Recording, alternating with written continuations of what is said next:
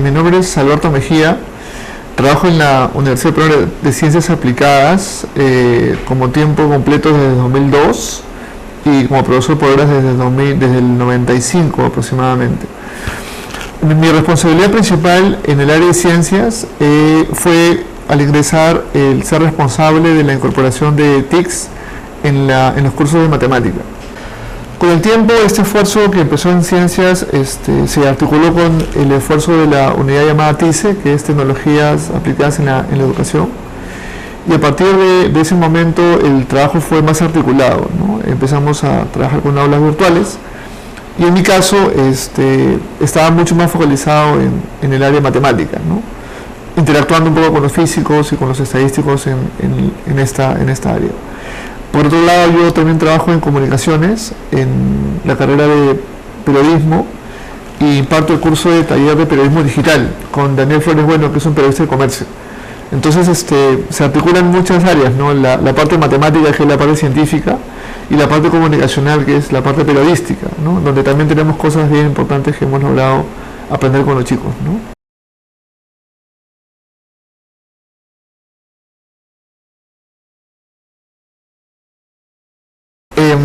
Por ejemplo, hay muchas páginas que son usadas por los chicos ahora, por nuestros hijos, por nuestros sobrinos, por nuestros estudiantes, por nuestros hermanos menores, y yo diría que una de las más utilizadas es YouTube, ¿no? Básicamente cualquier estudiante de 10 años, 8, 15, 20 puede grabar un video con mucha facilidad y publicarlo, ¿no? Lo interesante de esta herramienta o de este programa o de esta página web, como quieren llamarlo por ahora, es que en esta página uno descarga un video o hace un video y lo sube, lo publica para compartirlo, ¿no? Lo interesante a mi juicio es que al compartirlo y al publicarlo en internet, lo que sucede es que los productores de la información ya no son los especialistas. Hace 5 o 7 años, cuando uno decía quiero hacer un video, tenía que abrazar el Adobe Premiere y empezar a pasar por las torturas que era un curso de Adobe Premiere complejo, largo, caro, para después producir un video. Y encima ese video era muy pesado, así que no había mucha forma de mandarlo por internet. O sea, uno se quedaba muchas veces en su casa y a lo que llegaba era a verlo en el computador y compartirlo internamente con algunos amigos. Esta situación que ahora aparece literalmente hace que cualquier estudiante con un celular graba un video de baja resolución, lo descarga al computador, a veces inalámbricamente, y con mucha facilidad publica ese video en YouTube, por ejemplo. Entonces, si se dan cuenta, la forma en que se produce el material y la forma en que se comparte el material ha cambiado tremendamente, ¿no? El tema de los blogs también es un buen ejemplo que nos permite entender el concepto, antes de entrar en la definición formal, ¿no? Yo me acuerdo que en el 95, más o menos, la RCP era uno de los que tenía sus cabinas en Miraflores y daba cursos de HTML usando el Notepad, ¿no? Entonces, cuando uno decía quiero hacer una página web, era casi medio gurú, porque tenía que entrar en el tema de los códigos HTML, los códigos de apertura, de cerradura, no había ningún programa, uno tenía que hacerlo a mano, y después de torturarse escribiendo una serie de etiquetas, recién tenía una página web más o menos básica, ¿no? Eso pasaba en el 95-94, me acuerdo. Conforme fue avanzando el tiempo, aparecieron programas que permitían hacer transparente la construcción de una página. Lo interesante ahora es que con el programa, uno llamado Blogger, entre otros, literalmente cualquier persona sin ningún conocimiento puede compartir información, puede postear ese término técnico, información en internet. Ahora, el texto, por lo tanto, es un medio o es un formato de publicación bastante sencillo, pero la tendencia es que no solamente se publiquen textos, sino se publiquen los videos que subieron a YouTube, se publican en los blogs. Se publican formatos tipo libros, como el que estoy mostrando, que para los chicos son súper divertidos, ¿no?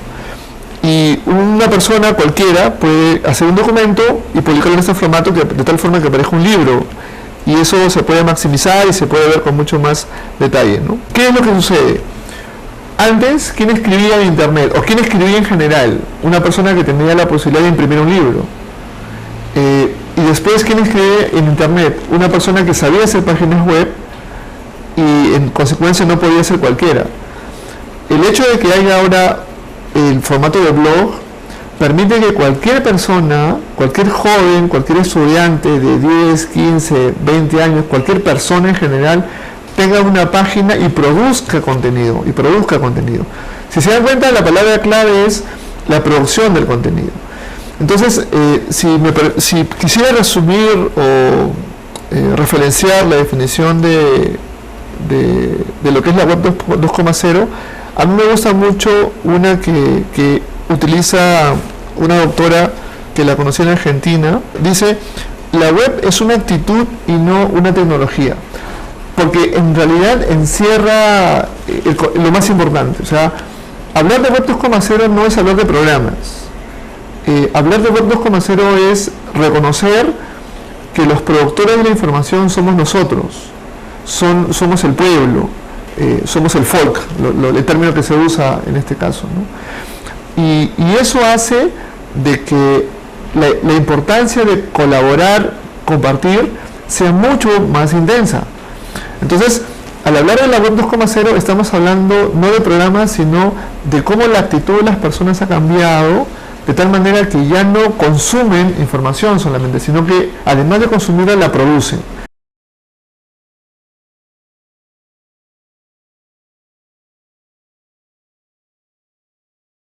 Lo primero que yo diría es la participación. O sea, por ejemplo, un caso muy concreto, ¿no?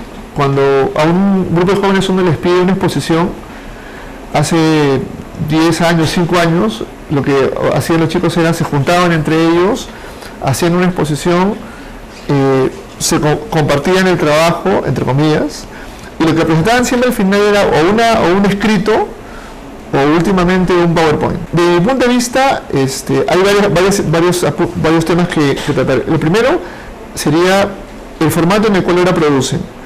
La mayoría de los jóvenes, cuando ahora expone, y me acuerdo mucho porque conversaba con profesoras de odontología y de nutrición, es que los chicos ponen un video. Ya no muestran como trabajo final un formato PowerPoint, sino producen un video. La pregunta es, ese video, ¿cómo fue construido? Ese video, ¿con qué programa fue hecho ese video? Y lo otro es que, como los estudiantes ahora son lo llamado la generación digital, ellos son multitarea.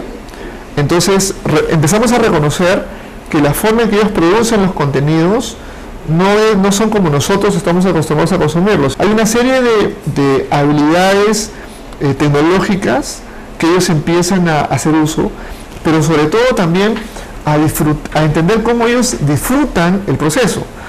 Para muchos aprender, por ejemplo, matemática puede ser una cosa un poco complicada, pero si uno atiende a estos enganches naturales que tienen con las herramientas, uno podría, al entenderlos, tratar de generar un proceso mucho más divertido, ¿no? Y el otro tema es el registro del proceso. Cuando uno deja un trabajo de grupo a los estudiantes, suele pasar que uno hace el trabajo, el otro lo anilla y el otro lo imprime y el tercero lo anilla, ¿no? En este caso, herramientas como los wikis o como los blogs permiten que los estudiantes puedan desarrollar de manera conjunta los trabajos y haya una evidencia respecto de lo que ha hecho cada uno, ¿no? De tal manera que el profesor o el facilitador puede saber qué parte de los contenidos han sido desarrollados por cada uno de ellos y hacer un seguimiento mucho más detallado.